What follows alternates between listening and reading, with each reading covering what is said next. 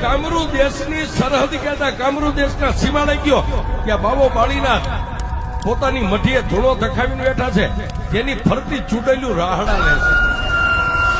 છે એ મેલડીની પાસે કેટલા દાગીના પડ્યા આપણી પાસે ઘરેણા હોય ને એમાં બધા રહ્યા ને એ મેલડીના દાગીના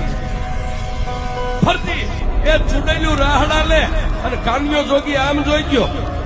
અને કંડિયો આમ હતો ને સાહેબ મોઢું આમ બાજુમાં લઈ જઈને કીધું માં એ બાબા બાળીનાથની સામે મઢી અને ફરતી ચૂડેલું રાહડા લે અને તેથી કાનિયા જોગીને માતા મેરડીએ કીધું કાનિયા થડકતો નહીં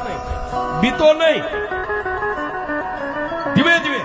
એ ડગલે ડગલે મને મેરડીને યાદ કરતો કરતો બાબા બાળીનાથની મઢીની બાજુમાં જા કાનિયો જોગી કે પણ મારી આટલી બધી ચૂડેલું મને ભરખી જાય છે કે દીકરા તારે નથી જોવાનું એ કાનિયા તને હજી મારી